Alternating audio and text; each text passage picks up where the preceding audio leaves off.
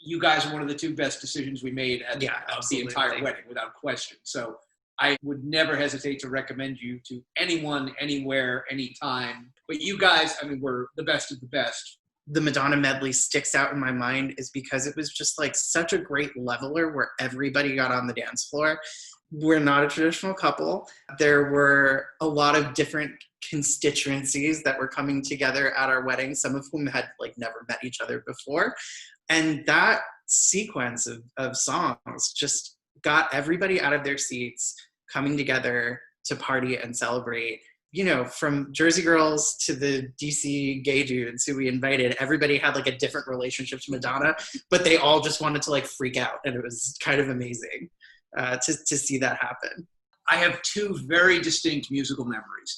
The first was we were, you know, at this point standing outside, lined up outside the door, the parents, the grandparents, and I heard the very first chords of when your trio started to play, and I think we'd chosen Ben Folds, I Am the Luckiest, an instrumental version. And I heard the violin start, and it instantly, that was when it became real to me. I'm like, oh my goodness, I'm about to walk down the aisle with the person who's going to be my husband, and my life is about to change. And that I remember that feeling, I got goosebumps. I was like, oh my goodness. The second, and probably on the same level, was, so I told my mom that we were going to do the, you know, mom-son dance, and okay, she's on board, but I never told her what the song was going to be. I figured, you know, we're not crazy dancers. She'll figure it out when she gets along. So I don't think I knew that. I don't know that you did know that. So I had never told her what the song was going to be. And the song I had chosen was When You're Young at Heart, in sort of the Bublé version. And that was my grandfather's song. My mother's father, that was always the song he would sing and hum, and, you know, was sort of associated with him. She gets up, I take her to the dance floor, you guys start to play, it takes her a minute, and then all of a sudden she recognizes the tune, and she says, oh my God, that was Daddy's song. And she lost it. And when she lost it, I lost it. I mean, there was a lot of ugly crying there. She heard that, and everything just went to waterworks, and that's probably the thing I remember the most in terms of music. Wow. Great and powerful story. You better bring your tissues over. If I make it through this, sort of more broadly, looking down and seeing, you know, the Metropolitan Players were playing, and when it was dance time, it wasn't like, oh, you've got three people up on the floor doing, you know, being, you know, doing their thing. It was mobbed.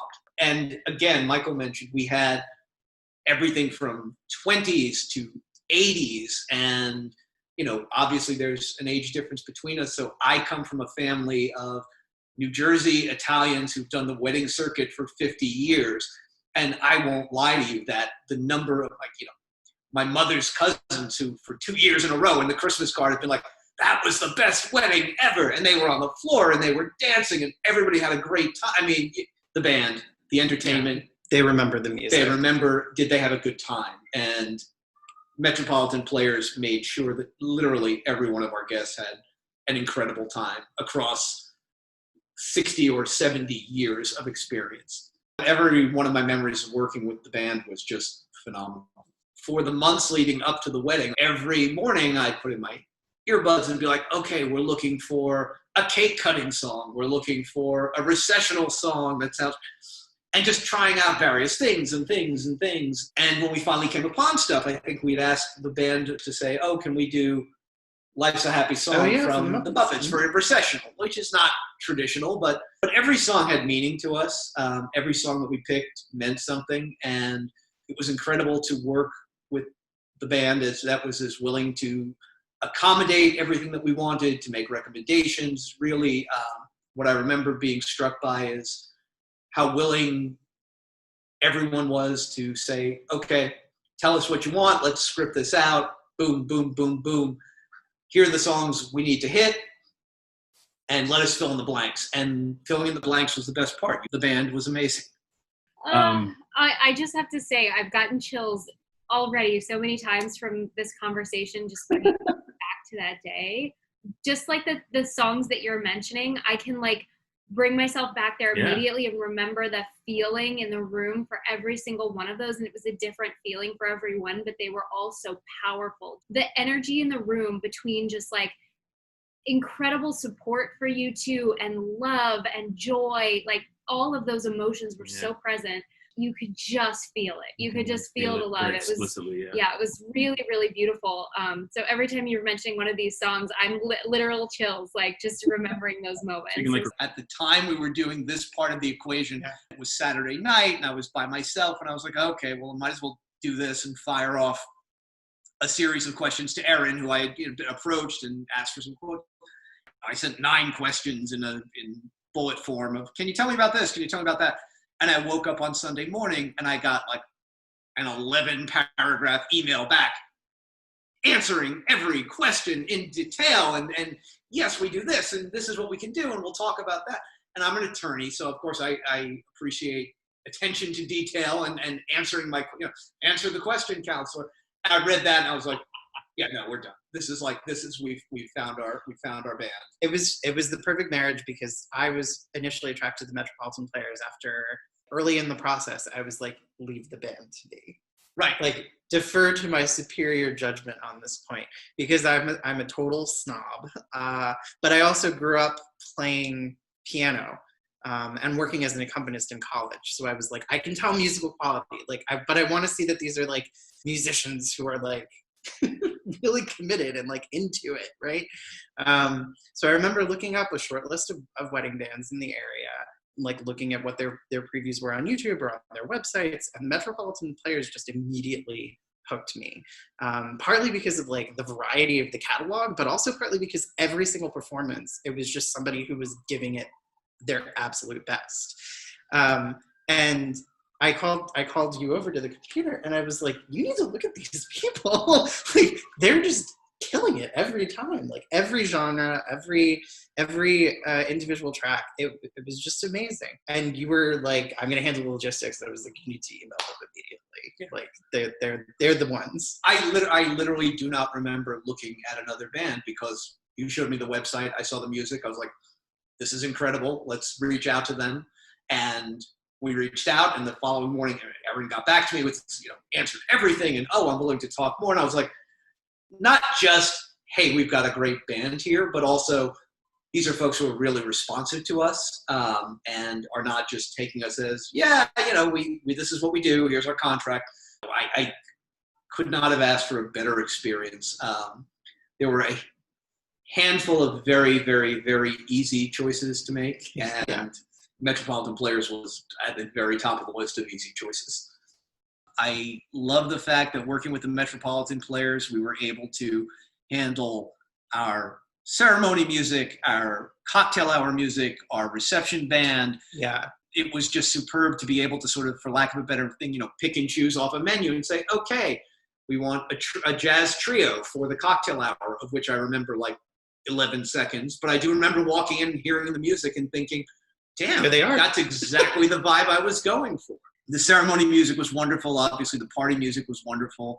And I think at one point, Erin had asked me for, sort of what's the musical theme? What's the vibe you're going for? And I was like, if Michael Bublé was marrying Robbie Williams but cheating with Harry Connick Jr. on the side, this is the vibe we're going for. That sort of jazzy, not too much pop, not too much old, and they nailed it. I mean, the band, it was literally spot on to what we were hoping for in terms of the choice, the experience, the music. And their willingness to bounce into those different spaces. As somebody who's dealt with moving instruments and negotiating like how to do sound setup in a couple of different spaces simultaneously with very small windows. I remember looking at the itinerary that we presented where we were really having people leave the ceremony and then immediately go into cocktail, and was like, that is a fast friggin' flip, and hopefully they can nail it. And like they did, right? It was totally seamless. It was absolutely seamless. And then having people go back in and see the band, right, set up in its full capacity. People were shocked, right? It's shocking to go from like, here are a couple of musicians and here are 3 musicians to like, no, here's everyone. They knew they were in for a good time right at that moment.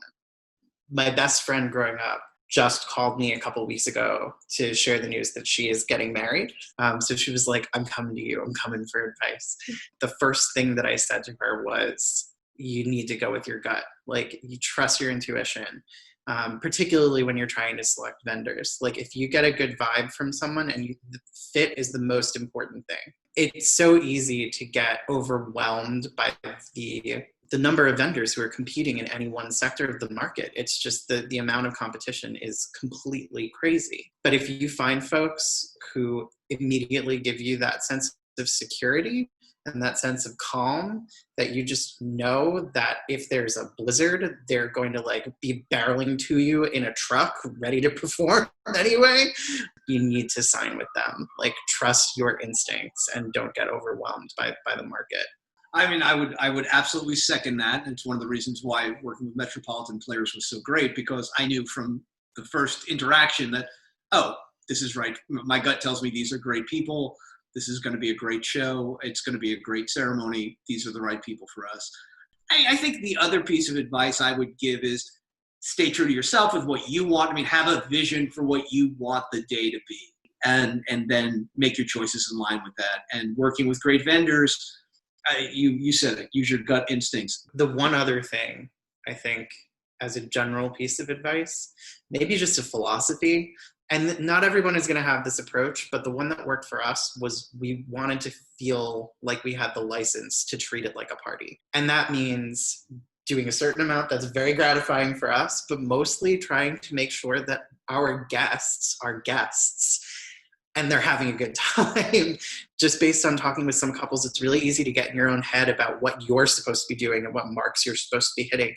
The day is totally about you, but it's also about all these other people who are like there to have a good time. And having really phenomenal vendors is one way of alleviating some of that pressure about other people having a good time from you, so that you actually can be there in the moment and enjoying the day, and are totally comfortable leaving your guests in the hands of very capable people who are making sure that everything is going as smoothly as possible. Probably for most of our family members, maybe some of our friends, but we were probably the first same-sex wedding that anyone had ever been to. So it was important. Totally. It was important for me. We wanted to have fun. We wanted this to be a great time, but it was also important to sort of respect the solemnity of the event, and that, like, this is a real thing. This is not something my great aunt Alice, like, this is not something you have seen before. And I didn't want them to come out of it thinking like, oh, what an interesting show we just watched. It was like, no, this is important. And working with Metropolitan Players in particular, it was like, not that I would have expected otherwise, but really made the event as important to us as it was to everybody else. Put another way, no one came out of there feeling like, oh, that was interesting. It was like, I've been to 20 weddings. This was the first gay one. This is the best wedding I've ever been to. And I mean that sincerely. Like, that's literally things that we heard. Like, I didn't expect this, but this was the best. I encourage folks to find their vision for what they want the night to be, for what they want their family and friends to experience, and go with it. And take advice when advice is important.